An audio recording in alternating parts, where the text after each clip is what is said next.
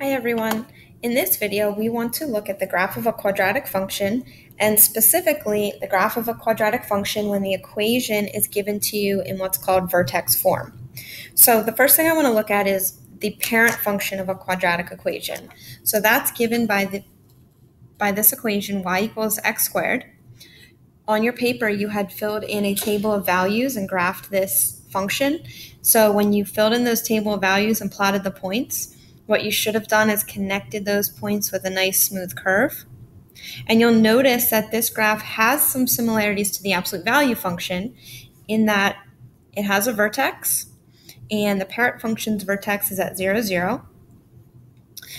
Its domain is negative to positive infinity, so just like the absolute value function, and its range is from 0 to infinity, which is also similar to the absolute value function. The only difference is that the absolute value function had more of a V-shaped, and this quadratic function has more of a U-shaped.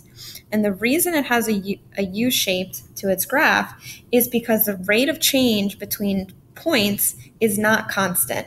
The absolute value function, that rate of change or how you got from one point to the next was always the same. So for example, if you went up 2 over 2 from the vertex to get to your next point, then to continue on your graph, you were always going up 2 over 2, up 2 over 2, all the way up the sides of the graph. In this function, the quadratic function, that rate of change differs from point to point. So what I wanted you to do was see if you could find the pattern. So in the parent function, if you start at 0, 0, and we count rise over run to get from the vertex to the first set of points, we wind up going up 1 over 1. And to get from the second set of points to the third set of points, we go up 3 and over 1. And to go from this point to your next point, we wound up going up 1, 2, 3, 4, 5 and over 1. And that pattern continues on. You could probably guess that if I were to continue from this point up, I would go up 7 over 1, up 9 over 1, up 11 over 1, and so on. So in a parent function, how you get from one point to the next is by following the pattern 1 over 1, 3 over 1, 5 over 1, and so on. Now, I'm going to start referring to the graph of a quadratic function as a parabola. So a parabola is the official name that we give to the graph of any quadratic function.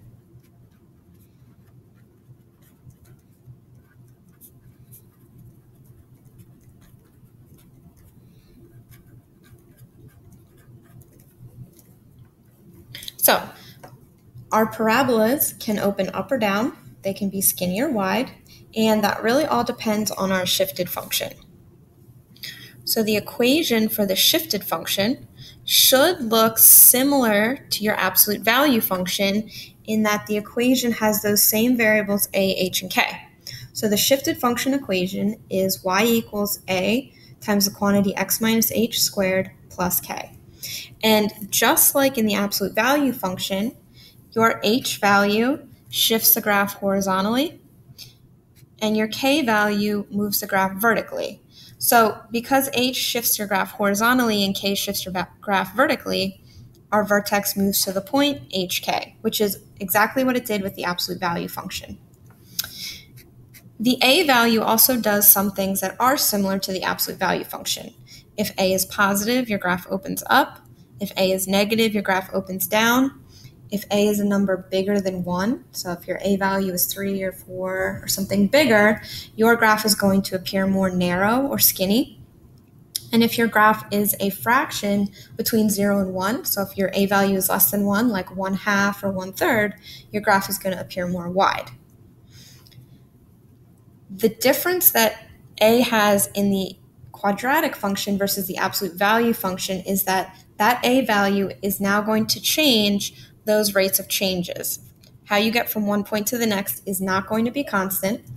But if you remember your pattern from the parent function, 1 over 1, 3 over 1, 5 over 1, once I throw an a value in, if I multiply 1, 3, and 5 by that a value, I will come up with the pattern of how I can get from one point to the next in the shifted function. So let's look at an example. You don't have to copy this down. We're going to do some examples in the next video, but I just want you to kind of watch and look at some of the characteristics of this graph. So here's my equation, y equals -2 times the quantity x plus 3 squared plus 4. The vertex of this equation is at the point -3, 4. So just like before, inside the parentheses here, when you pull the h value out, you need to change its sign. Because remember, the formula is x minus h. So in order for this value to have turned positive, h must have been a -3. So if it was x minus a -3, that's what's making it appear positive in here. So our vertex is really at the point -3, 4. The a value is -2, which means this graph is going to open down. And my rate of change pattern follows -2, -6, -10/1. And the way that I got those values was I used this formula, 1a, 3a, 5a. So since a was -1, I did -2 times 1/1, -2 times 3/1, -2 times 5/1. So 1a/1, 3a/1, 5a/1 gave me the values -2/1, -6/1, -10/1. So if I wanted to graph this, I would start by plotting the point -3, 4. And from that point, I would make sure I go down. And I'm going to follow my first rate of change pattern. So I'm going to go down 2 and out either direction 1.